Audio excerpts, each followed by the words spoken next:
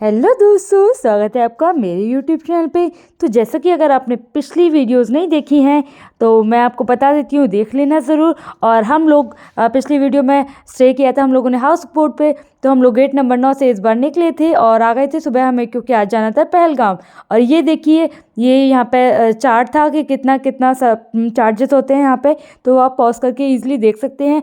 और ये जो हम निकल रहे हैं ना, ये पंपोर ज़िले से निकल रहे हैं, जहाँ पे सैफरन की खेती होती है। एकमात्र ऐसा ये है यहाँ पे पूरे कश्मीर में कि यहाँ पे खेती होती है। और पूरे हमारे यहाँ पे सबसे अच्छी खेती यहीं पर होती है, श्रीनगर के जो एक पंपोर ज़िला है। यहाँ देखिए इतना कोहरा था और बहुत ही अच्छा सीन लग रहा था जब हम यहाँ से गुजर रहे थे। तो इसके बाद हम थोड़ी देर आगे पहुँचे तो ये आ गया था हमारा पुलवामा। हाँ जी, ये वही पुलवामा है जहाँ पे पुलवामा हमला हुआ था। और तभी देखिए यहाँ पे इतनी ज़्यादा चेकिंग थी। तो यहाँ चेक पोस्ट था, सब गाड़ियों की चेकिंग होती है, इसके बाद ही आगे आपको जाने देते हैं। इसके बाद जो ये इधर साइड ये गाड़ियाँ जा रही हैं, ये भी पुलवामा था। और ये जो ये वाला साइड था, इधर भी पुलवामा वाला एरिया था। और हमला जो हुआ था वो इधर वाले ही साइड हुआ था जो आपको अभी मैंने दिखाया। तो पुलवामा का एरिया जैसे ही हमने कहा, अरे अरे भैया ये तो वही पुलवामा है ना। उन्होंने बोला हाँ हाँ ये वही पुलवामा है, जब इतना ज़्यादा है। और ये सदर बाज़ार था वहाँ का, श्रीनगर का लोकल मार्केट था। तो वहीं पे हम लोगों ने देखा, भैया बता रहे थे कि ये जो इस तरीके की जो ड्रेस होती है वहाँ पे जो लड़कियाँ पहनती हैं, ऐसे लड़कियों की भी होती हैं और लड़कों को भी आती है। और आजकल तो नए नए डिज़ाइन में आ गए, मैं आपको दिखाऊंगा। तो भैया रास्ते में हमें दिखाते जा रहे थे, ये देखिए। और इसके बाद ये आ गए थे अखरोट के पेड़। मैंने भैया अखरोट के पेड़ इतने बड़े बड़े होते हैं? भैया बोलते हाँ हाँ मैडम जी इतने बड़े बड़े होते हैं। इसके बाद हम आ गए थे सेब के बाग में। और देखो सेब के बाग में हमें क्या क्या बताया वाले हैं। इनका सीजन कब से कब तक का होता है? तब मई जून से क्या होता है, जून जुलाई समझो।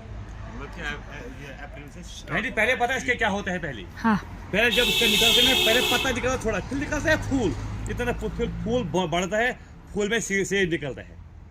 पहले पत्ते निकलते हैं? नहीं, पहले पत्ते निकलते हैं, फिर फूल निकलते हैं। पत्ते मगर छोटा समझो, इतना इतना ही कितना है।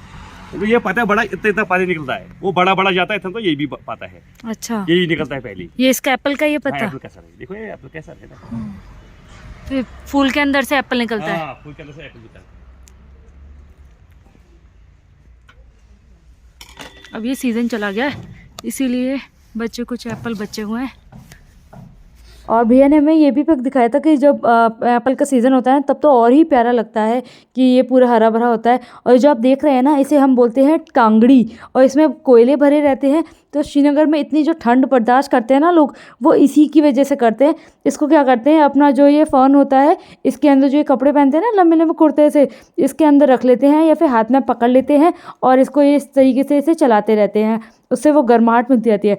और यहाँ पे ये टेस्ट कर रहे थे अलग अलग डिफरेंट टाइप की चटनी। और ये देखिए, ये भैया ने हमें पिलाया था बिल्कुल ताज़ा ताज़ा एप्पल का जूस। और ये अलग अलग प्रकार की चटनी जो देख रहे थे, घर में ले जाने के लिए हम लेके भी गए थे यहाँ से। और ये पेट्रोलिंग कर रही थी पुलिस। बिल्कुल ऐसा नहीं लग रहा जैसे आतंकवादी होते हैं, बिल्कुल ऐसा ही सीन आ रहा था। इसके बाद ये जो पेड़ दिख रहे हैं ना, चिनार के पेड़ भैया ने बताया था चिनार के हैं। इधर से आगे इससे बैट वगैरह भी बनते हैं। और यहाँ से जो नज़ारे थे बहुत ही प्यारे लग रहे थे, क्योंकि पहाड़ भी थे, सब कुछ का ना मिक्सचर था, बहुत ही प्यारे लग रहे थे। फिर हमें भैया बता रहे थे रास्ते में कि इसके ना 2 तरीके होते हैं। मतलब जो हम पहलगाम जाते हैं पोनी राइड से, उसके 2 रास्ते होते हैं।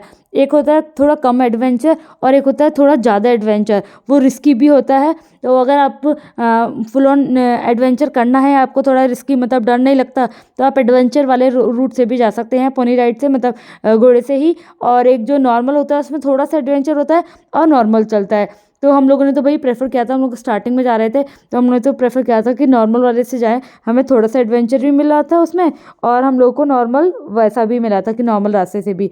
और ये फिर हमने चूज़ किया भैया हम यही वाला करेंगे। तो भैया ने बोल दिया ठीक है मैं बात कर लूँगा पैसे का, आप बता देना, बात कर लेना। तो हमारी भैया ने बहुत हेल्प करी थी जो कैब वाले भैया थे। तो अगर आप भी जा रहे हैं तो जो अपने कैब वाले भैया हैं उनसे थोड़ी बना के रखें कि जिससे कि वो आपको गाइड करते रहें। वहाँ के लोग काफ़ी अच्छे होते हैं। और ये भी रास्ता जो गया था ना, वहाँ से साइड से अमरनाथ यात्रा की तरफ ही जाते हैं। तो अमरनाथ यात्रा के जो होते हैं लोग होते हैं वो इधर से ही जाते हैं। और इसके बाद ये एक बेस कैंप आ गया था, यहीं से चेकिंग वगैरह करनी होती है। और ये पहला पॉइंट आया था हमारा पहलगाम का, जो कि हमारा सेल्फी पॉइंट था। और ये देखिए कितना प्यारा व्यू था। यहाँ पे पत्थर थे बहुत सारे और ये ऐसे नदी सा भी बह रहा था, बहुत ही अच्छा लग रहा था। ठंडी बहुत ज़्यादा लग रही थी लेकिन मज़ा भी बहुत ज़्यादा आ रहा था। इसके आगे जाना था पोनी राइड से। तो ये रहे थे सारे पॉइंट, पैलेस, कश्मीर वैली, डबरन वैली, ऐसे ही बहुत सारे पॉइंट थे। इसके प्राइजेस भी लिखे हुए थे और इसके बाद हमने देखा कि कितना किलोमीटर है। इसके बाद हम लोगों ने थोड़ी देर बाद ही ले ली थी पोनी राइड। तो हमें भैया ने कंसेशन दिलवा दिया था इसमें भी। आज हम जा रहे हैं बेसरन वैली, जिसे हम बोलते हैं मिनी स्विट्ज़रलैंड। और हमारे साथ गाइड कर रहा है जहांगीर और ये रहा आगे जिगर और मैं हूँ दीवाने के ऊपर। तो आगे चलते हैं। और ये सारे हैं पाइन के ट्रीज जो ऊपर से नुकीले होते हैं। जब बर्फ़ गिरती है तो बिल्कुल क्रिसमस ट्री का वाला फील आता है। और ये देखिए जो बैट वगैरह बनते हैं वो भी इसी से ही बनते हैं। तो जो ये हमारा गाइड था वो जहांगीर, वो हमें बताया जा रहा था ये पूरा जो व्यू देख रहे हैं ना आप, ये पहलगाम वैली बोला जाता है इस वाले एरिया को। तो एक एक पॉइंट के बारे में बता रहे थे, उनका स्पेशलिटी बता रहे थे कि क्या क्या है इस वैली से। पूरा मतलब जो पहला पॉइंट है इससे पूरा पहलगाम का एरिया दिखाई देता है, इसलिए इसको बोलते हैं पहलगाम वैली। और यहाँ से बोर्ड से दिख रहा था कि पहलगाम वैली 0 किलोमीटर, क्योंकि यहाँ पे आ ही गया था। अब बेसरन 2 किलोमीटर बाद है और जो इसके आगे था एक रारापुरा था, क्या था, कुछ ऐसा ही था, कुछ इसका प्रोनाउंसिएशन शायद मैं सही से नहीं कर पा रही हूँ।